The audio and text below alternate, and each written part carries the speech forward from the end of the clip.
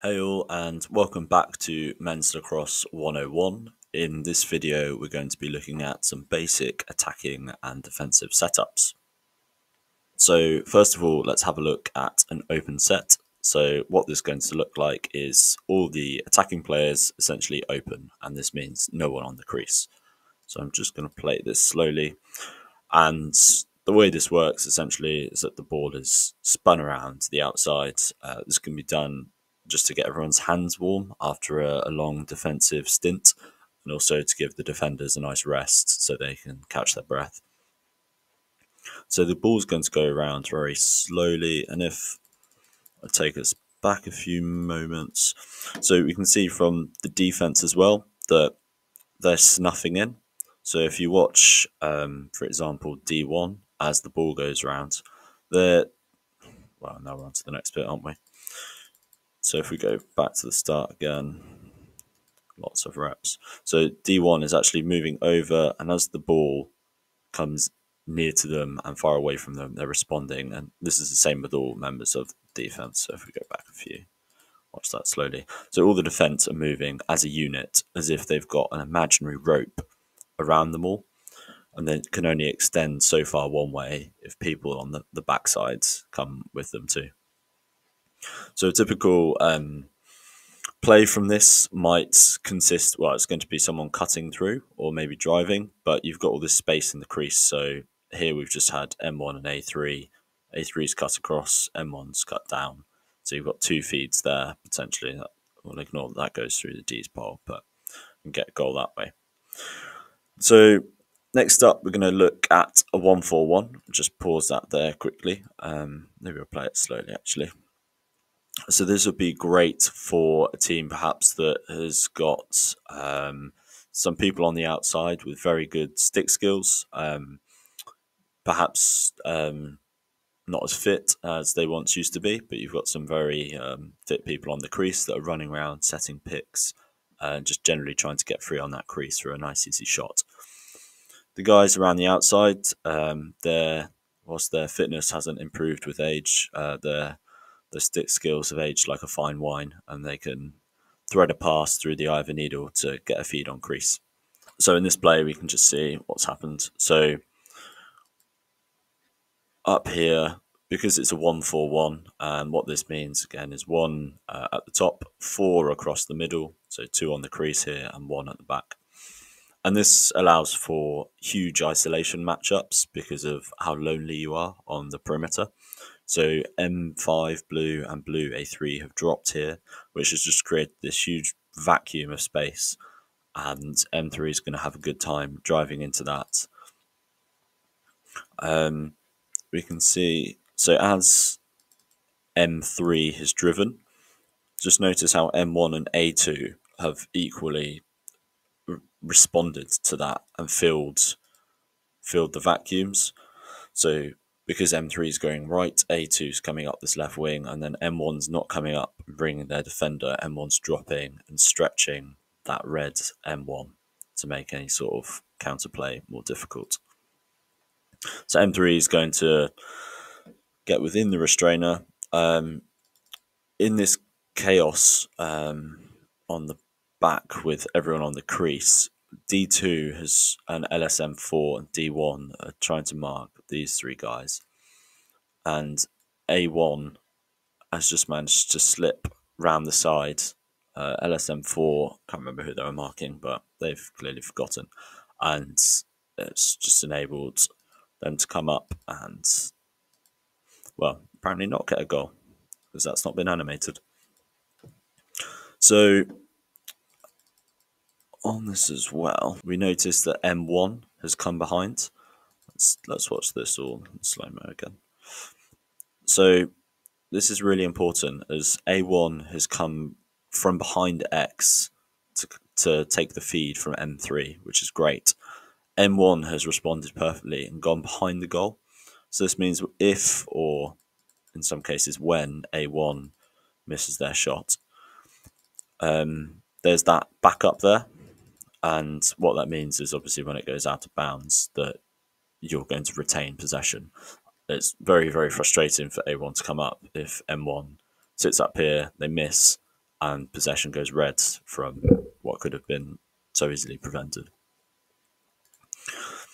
So lastly, we're going to look at 2-3-1 and talk about some V cuts. So 2-3-1 is 2 across the top, 3 along the middle. So normally a midi increase, so you've got this midi triangle and then this attacking triangle, and then one at the back as well.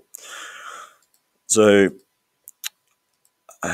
this same concept applies. You can spin the ball around to get everyone's hands warm. And what some teams might do is actually say, oh, you know what, we don't want you to spin the ball.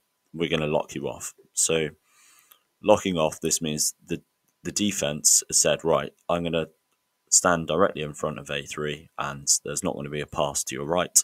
And D3 over here, this pole is over M5 and there's just not an outlet. And then what this is going to allow is LSM4, who fancies their chances against M3 and says, you know what, I'm gonna contest this, and they're going to drive M3, take the ball out their stick, and they're off to the races with a fast break at the other end.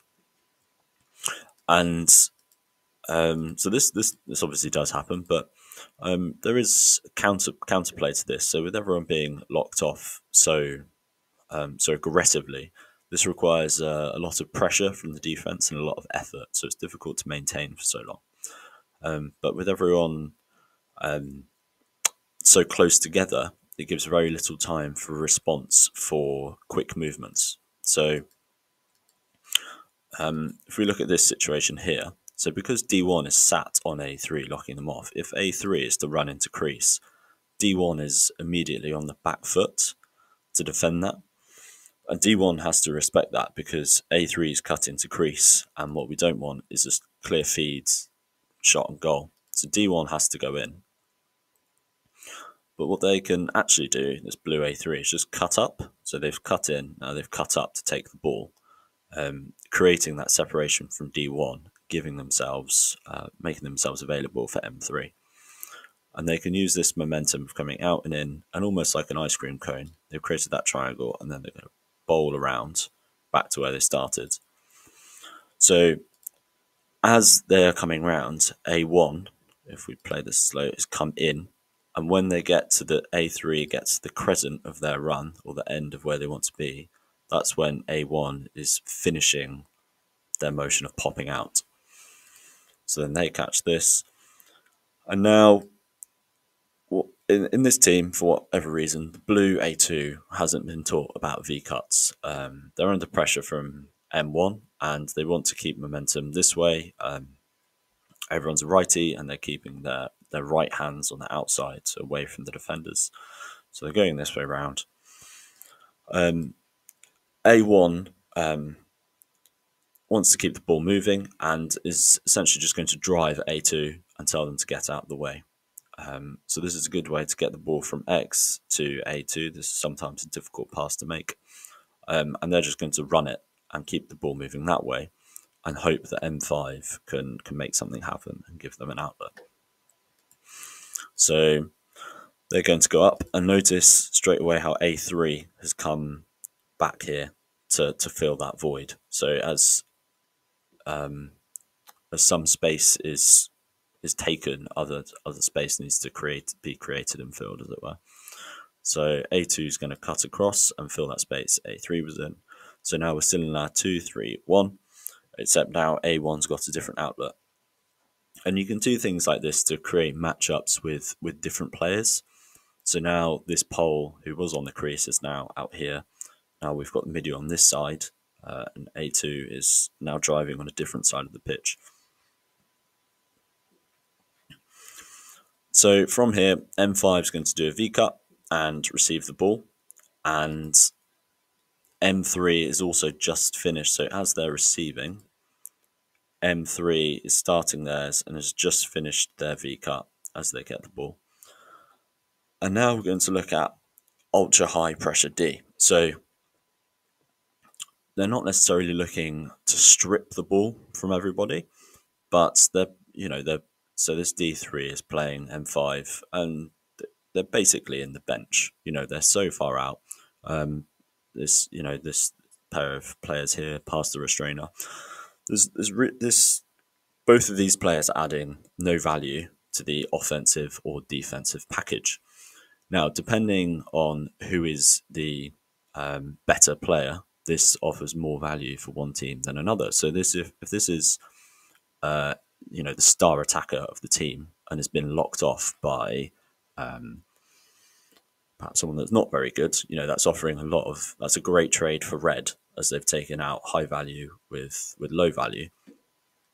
But if it's the other way around, obviously, then this defending midi is wasting their time and isn't worth anything. So especially with the long poles, so this D3 being out here, they might as well be on the bench. They're doing nothing. So ultra high pressure like this as well allows you to really drag your men outside and create, look at this huge pocket of space in here. So M3 is actually just going to drive into that. The slide for this situation, so M3's beaten their LSM. The red M2 has come to pick them up, but just because of how ridiculous this high pressure is, D3's doing nothing here. They could be sat here because M5's not a threat. M5 isn't going to score from there, so they can tuck right in here, but they've not done that in this instance. So the ball's going to go to M1. D1 again off the back. It just has to make this colossal slide to M1 to cover when M2 goes. So, and in doing so, A3 is able to sneak around the side. So simple tic-tac-toe, and in it goes. So thanks for checking out this video on basic attacking and defending setups. Today we've looked at an open set, as we can see here. We've also looked at 1-for-1 formation, so one at the top, 4 across the middle, 1 at the back, and how it's important to cover when this player behind the goal comes up in case there is a shot that misses. We've also looked at a 2-3-1 setup and locking off passes, which can be advantageous if someone doesn't have great stick skills and is uncomfortable to make those type passes. But we've also looked at how ultra high pressure D can be a bad thing and quite tiring, create these huge pockets of space in the middle of the pitch here and be disadvantageous. So thanks for checking this video out. Catch us on the next one where we'll be discussing a basic motion offense. Cheers.